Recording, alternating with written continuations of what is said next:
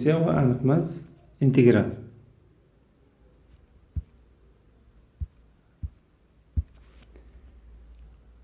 fx dx fx funksiyani boshlang'ich funksiyasi deb katta fx plus s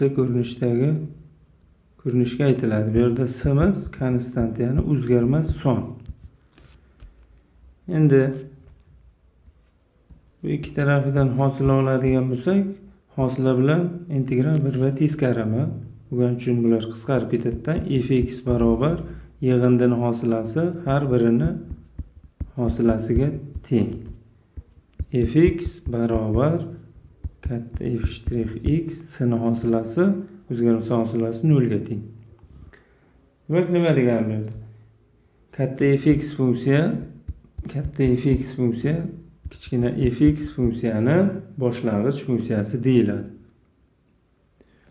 Agar biror funksiya berilyapti, boshlang'ich funksiya mana bu ko'rinishni topadigan bo'lsak, chiqqan funksiyadan hosila olganimizda yana qaytib mana bunga kelib xuddi shunday bo'lib chiqadigan bo'lsa, demak biz to'g'ri boshlang'ich funksiyasini topgan bo'lamiz. Endi integral jadvali bor. Bu yerda asosiylardan aytib o'taman. X alfanchisi dx. Bu degani alfa demak daraja 1 qo'shiladi. Shu qo'shilgani bilan daraja mahrajga kelib tushadi mana. S. Bu yerda alfaga bitta shart beriladi. -1 ga teng emas bo'lishi kerak. Yana trigonometrik funksiyalarni boshlang'ich funksiyalari bor. Bular jadvalda berilgan, misollarda ko'rib ketamiz agar chiqib qolsa. Demak, integralni boshlang'ich funksiya yoki integralni xossalari bor. Integral f shtrix x dx nimaga teng? Bu kichkina fx plus s ga teng. Biz yig'indini funksiyalar yig'indisining boshlang'ich funksiyalar yig'indisiga teng. Funksiyaga o'zgarmas sonni ko'paytirib integrallaydigan bo'lsak, o'zgarmas son integral belgisidan tashqariga chiqadi. Misollar. Birinchi misolda fx teng x kub funksiyaning 2/1 nuqtadan o'tuvchi boshlang'ich funksiyasini toping. Integral fx dx nimaga teng? Fximiz demak x kubga teng dx barobar. Buni integrali boya formuladagidek alfa o'rnida 3 turibdi. 3 ga qo'shamiz 1ni. 3 ga 1ni qo'shib mahrajga yozamiz plus s.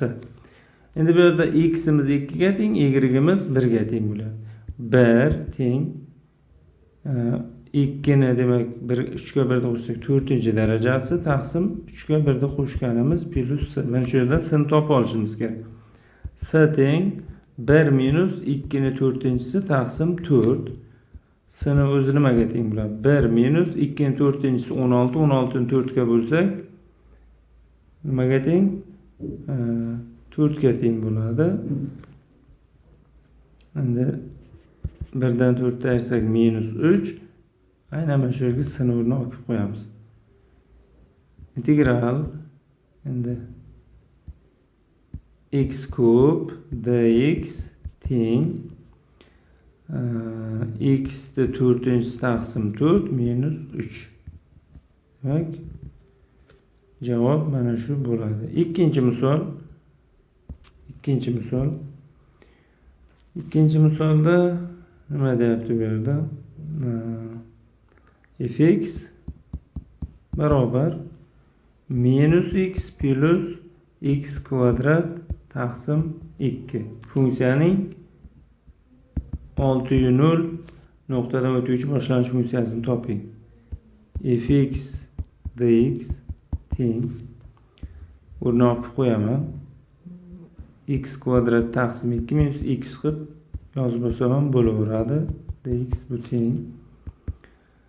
Bu aytdik, funksiyalar yig'indisini ham, ayirmasini ham integral har birini integrallar yig'indisi ayirmasiga teng deb mana. Barobar x kvadrat boshlang'ichi mana 1 taqsim 2 ni chiqarib olaman. X kvadrat dx minus x dx barobar 1 taqsim 2 x kvadrat boshlang'ichi x 3 taqsim 3 minus bu x kvadrat taqsim 2 plus s. Buni ham soddalashtiradigan bo'lsak x kubi taqsim 6 minus x kvadrat taqsim 2 plus s. Endi bu yerda x'imiz 6 ga, y'imiz 0. Ya'ni 0 teng x o'rniga 6 ni qo'yaman. 6 ni kubi 216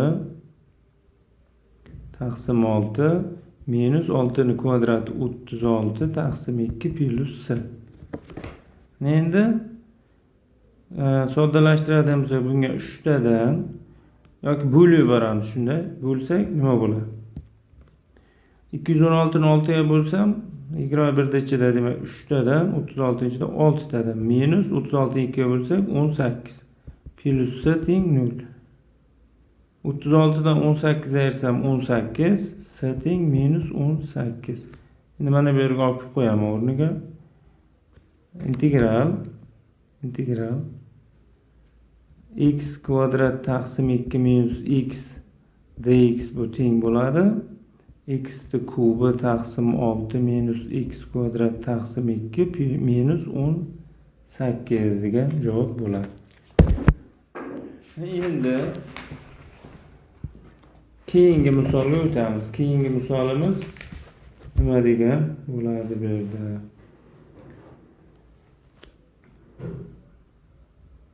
Xo'p. Trigonometrik bitta misol ko'rsak, trigonometrik funksiya qatnashgan. Yozamiz fx teng 2 kosinus kvadrat x funksiya boshlang'ich funksiyasining umumiy ko'rinishini toping deyapti. Integral fx dx barobar 2 kosinus kvadrat x dx o'rniga qo'yganmiz. Endi bu darajani pasaytirib olishimiz kerak. Buning uchun trigonometrik formula, ya'ni kosinus kvadrat x nimaga teng? 1 plus kosinus 2x taqsim 2. Mana shuni bilishimiz kerak. O'rniga borib qo'ysam 2 1 plus kosinus 2x taqsim 2 dx barobar, davomini bu yerda yozamiz. 2 bilan 2 qisqarib ketadi. Nima qoldi? Integral 1 plus kosinus 2x dx barobar har birini integrali. 1 ko'paytirib dx 1 deb yozmaymiz. Kosinus 2x dx bo'ladi. Bu ham barobar dx ni boshlang'ichi x ga teng bo'ladi. Kosinus x ga o'zi nimaga teng bo'ladi? Kosinus x ni boshlang'ichi sinus x ga bo'ladi. Lekin argumentda bu yerda x emas 2x bo'lgani uchun plus 1 taqsim 2 sinus 2x plus s